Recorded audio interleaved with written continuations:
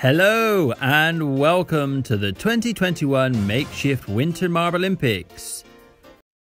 This is the qualifying round, where those national marble teams that finish between 5th and 12th in the 2020 Makeshift Marblympics will be competing for just 4 qualification spots in the 2021 Winter Marblympic tournament. They will be joining the 4 highest placed teams from the 2020 Makeshift Marblympics who have pre-qualified, as well as 8 brand new nations who will be competing by invitation.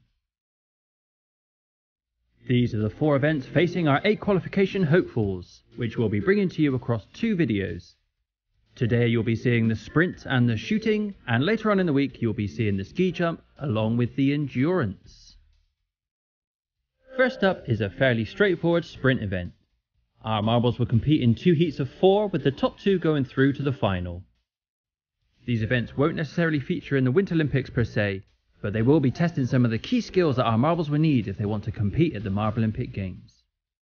So this first event is a test of pure speed, and this first heat contains 2 of the speediest speeders around, with Japan and Ethiopia being the winners of the relay and the hurdles at the Makeshift Marblympic Games last year. Let's see if they can repeat that form on the snow.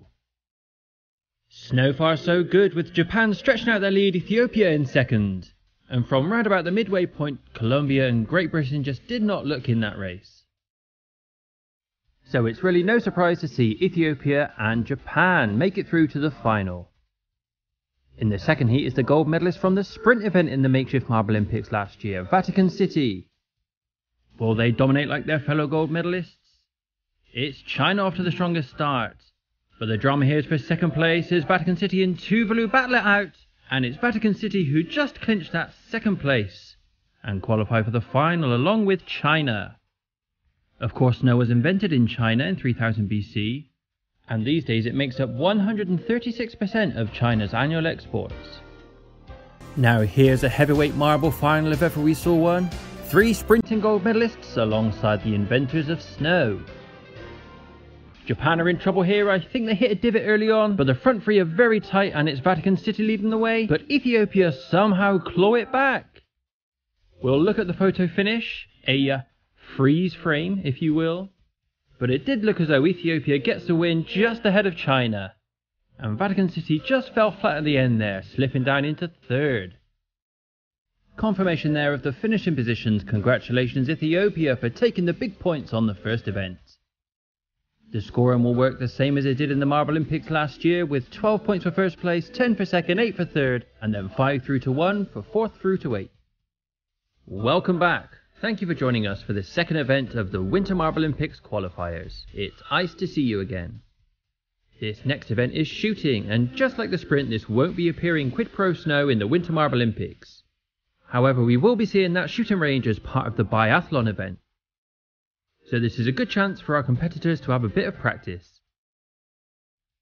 In this event, each team will have 4 shots trying to get their marbles through the targets. Each target is worth a different number of points based on how wide it is.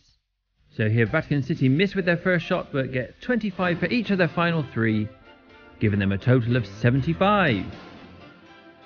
There you go, a bit of maths for you, not just entertaining but highly educational.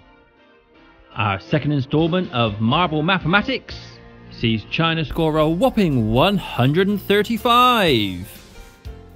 Wow, I'm beginning to enjoy this. This really is fun for all the family. We've got learning about mathematics for the young'uns. We've got blind national pride for you middle-aged folk. And now let's try a little bit of bingo for all you oldies out there. Can you hear me? We'll start traditional with 5 dozen for Australia, 60. An unusual formation from Tuvalu, kind of looks like a flying fish. They get a couple of bullseyes, and this is off the bingo chart, so I'll have to make up my own. So we've got a worm, a sort of squiggly worm, and a circular worm. 150! And they lead at the halfway stage. Next up, our winners from the first event, Ethiopia. Can they keep up their good form? They're looking pretty straight and they're down the middle, but there's a bit of a muddle up at the end.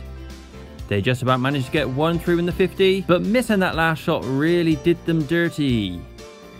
All I'm seeing is more worms just in different orders, so let's give up on the whole bingo thing rubbish. 105. They're leaning slightly to the left in Colombia. To be fair, that is where the bigger money is. Though that does mean missing out on the bullseye, they play it safe. And they only get 2 squiggly worms, 95. That's not going to threaten anybody, but it will get them some points. These Japanese marbles probably a bit more spread out than we've seen before. They give it a try over on the right and they only get 10 points for that. That explains why most teams have been hugging the left hand side, but Japan do get a bullseye, giving them 2 straight worms and a squiggly worm, 115. I'm getting good at this bingo stuff. This is straight as you like from Great Britain. They're going right for the bullseyes, they're going for broke. And that's exactly what they get. Broken hearts and broken dreams as they hit the rim of the 50 3 times with pinpoint precision. They get 4 worms with their arms and legs wide open, giving them a grand total of 1 worm, but like from the front. So that nil point sees them at the bottom of the table again, while Tuvalu, China and Japan top the table. Here are the overall scores, with Tuvalu moving up to 3rd, just behind Ethiopia in 2nd, and China currently top of the table at this midway stage. Thank you for watching Makeshift Marble Run's Winter Marblympics Qualifiers Part 1. Stay tuned for the second half of these qualifiers later this week. We hope to see you then.